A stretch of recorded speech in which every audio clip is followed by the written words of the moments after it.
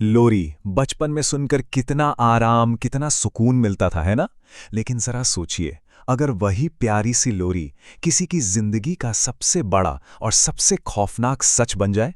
जी हाँ, आज की जो ये कहानी है वो हमारे ही एक सब्सक्राइबर साहिल के साथ हुए एक ऐसे तजुर्बे की है जिसे सुनकर आपके रोंगटे खड़े हो जाएंगे। उनके इस सफर की शुरुआत ही एक चेतावनी से हुई थी।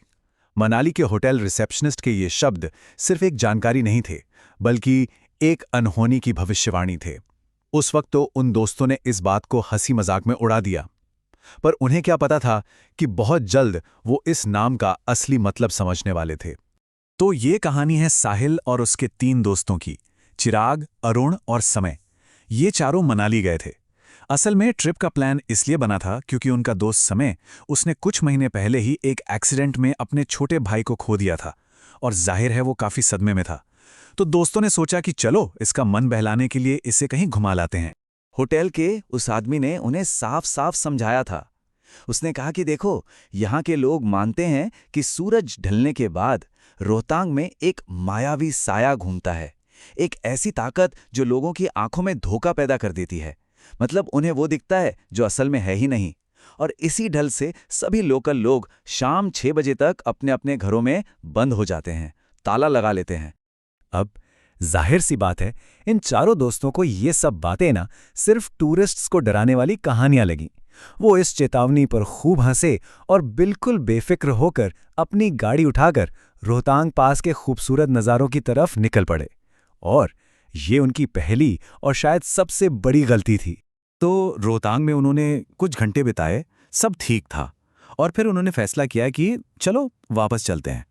लेकिन दिक्कत ये थी कि तब तक अंधेरा हो चुका था, और सिर्फ अंधेरा ही नहीं, घना कोहरा भी छाने लगा था। पहाड़ों की वो शांति जो दिन में सुकून दे रही थी, अब डरावनी लगने लगी थी। और बस यहीं से शुरू हुआ खौफ का वो सफर जिसका उनके लिए कोई अंत नहीं था। रात के कोई 9:15 बज रहे थे। कोहरे के बीच से गाड़ी निकाल रहे थे कि अचानक उन्हें सड़क के किनारे एक पत्थर दिखा। उस पर लिखा था मनाली 28 किलोमीटर। लेकिन अजीब बात यह थी कि उस हड्डियां कंपा देने वाली ठंड में उस पत्थर पर एक आदमी बैठा था, और उसने पहना क्या था? सिर्फ एक धोती। मतलब ये तो नामुमकिन था।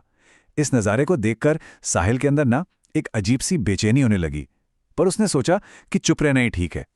अच्छा, तो 20 मिनट तक गाड़ी चली, और 20 मिनट बाद उन्हें बिल्कुल वही सेम टू सेम पत्थर दोबारा दिखा। मनाली 28 किलोमीटर। फिर लगभग 1.5 घंटे बाद तीसरी बार। सोचिए, गाड़ी आगे बढ़ रही थी, लेकिन मंजिल पास आने के बजाय उन्हें बार बार एक ही जगह पर ला रही थी।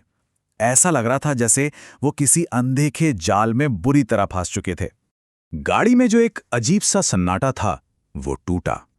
और जब वो टूटा तो डर और भी बढ़ गया, क्योंकि जब एक एक करके सबने बताना शुरू किया कि उस पत्थर के पास उन्होंने क्या देखा था, तो सच में उनके होश उड़ गए। मतलब सोचिए, जगह एक, वक्त एक, लेकिन 3 लोगों ने 3 बिल्कुल अलग चीजें देखी। साहिल को दिखा एक आदमी, चिराग को दिखी एक छोटी सी बच्ची हाथ में खिलौना लिए, और अरुण जो गाड़ी चला रहा था उसको दिखा एक काला घोड़ा। अब ये कोई वहम नहीं हो सकता था, ये उस मायावी साये का ही खेल था। और अब उन्हें उस रिसेप्शनिस्ट की चेतावनी एक एक लफ्ज याद आ रही थी। और इस पूरे डरावने माहौल में न समय का बर्ताव सबसे अजीब था। ऐसा लग रहा था जैसे वो किसी और ही दुनिया में है। उसकी आंखें सड़क पे नहीं, बल्कि अंधेरे में किसी को तलाश रही थीं, और वो बार बार बस एक ही बात बोल रहा था, किसी को हमारी मदद की जरूरत है, हमें रुकना चाहिए। इधर अरुण घबराहट में उस कोहरे वाली सड़क पर कोई 40 की स्पीड से गाड़ी चला रहा था, और तभी उसने कांपती हुई आवाज में कहा, दोस्तों, बाहर मत देखना, प्लीज बाहर मत देखना, पर कोई हमारे साथ साथ चल रहा है। ये चीज फिजिक्स के हर नियम के खिलाफ थी। सोचो, एक 15 साल का लड़का, कपड़े पूरे मिट्टी में सने हुए, चेहरे पर चोट के निशान, और वो उनकी 40 की स्पीड से चलती कार के बगल में ऐसे चल रहा था जैसे पार्क में वॉक कर रहा हो। दौड़ना तो छोड़ो, उसके चेहरे पर थकान का एक निशान तक नहीं था। अरुण ने हिम्मत की और स्पीड बढ़ा दी। जब उसने पीछे रियर व्यू मिरर में देखा तो वो लड़का सड़क के बीच में खड़ा उन्हें हाथ हिला रहा था। पर दिल दहला देने वाली बात तो ये थी कि समय भी उसको देखकर मुस्कुराते हुए वापस हाथ हिला रहा था, जैसे किसी पुराने दोस्त को बाय बोल रहा हो। इस हादसे के बाद तो उन्होंने गाड़ी कहीं नहीं रोकी, सीधे होटल पहुंचे। रात के 2 बजने में कुछ ही मिनट बाकी थे। उन्हें लगा कि चलो बुरा सपना सड़क पर ही खत्म हो गया, लेकिन उन्हें यह बिल्कुल नहीं पता था कि असली दहशत तो अब शुरू होने वाली थी। वो साया सड़क पर नहीं, उनके साथ उनके कमरे तक आ चुका था।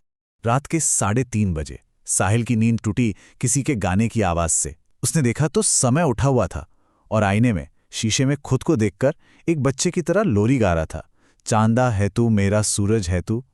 और ये वही लोरी थी जो समय की माँ उसके छोटे भाई के लिए गाती थी, जो अब इस दुनिया में नहीं था। साहिल ने फौरन बाकी दोस्तों को उठाया और जब उन्होंने शीशे में देखा, उनकी रूह कांप गई, क्योंकि आईने में जो दिख रहा था वो समय था ही नहीं। उसकी आंखें बिल्कुल लाल, सुर्ख लाल थी। गर्दन पर नीले निशान थे, जैसे कोई उसका गला दबा रहा हो, और होठों पर एक ऐसी अजीब सी मुस्कान जिसे देखकर किसी का भी खून जम जाए। वो तीनों इतना डर गए कि दबे पांव कमरे से बाहर निकलने लगे। जैसे ही वो दरवाजे तक पहुंचे, उन्हें पीछे से एक बच्चे की बिल्कुल मासूम सी हंसी सुनाई दी और फिर समय की आवाज आई, अगर मैं रात को तुम्हारी खिड़की खटखटाऊं तो मदद करोगे ना? ये कहकर वो बेहोश हो गया और जमीन पर गिर पड़ा। अब सारी तस्वीर बिल्कुल साफ थी।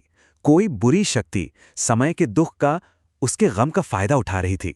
वो उसके मरे हुए भाई का रूप लेकर उसे अपने कब्जे में कर चुकी थी, ताकि उसके जरिए वो बाकी दोस्तों तक पहुंच सके।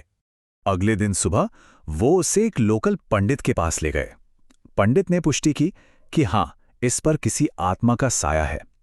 फिर कुछ रस्में हुईं, पूजा पाठ हुआ और उसके बाद समय ने जोर से उल्टी की और उस उल्टी में एक अजीब सा गाढ़ा काला लिक्विड निकला। ऐसा लगा जैसे शरीर के अंदर का सारा जहर बाहर आ गया हो।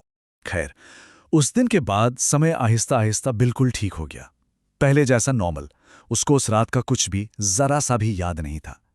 तो कहानी यहां खत्म हो सकती थी, है ना? एक बुरा सपना जिसे भुला दिया गया। लेकिन साहिल के लिए ये कहानी कभी खत्म नहीं हुई।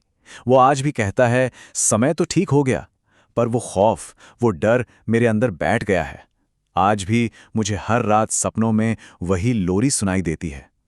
सच है, कुछ अनुभव आपका पीछा कभी नहीं छोड़ते और कुछ निशान कभी नहीं मिटते।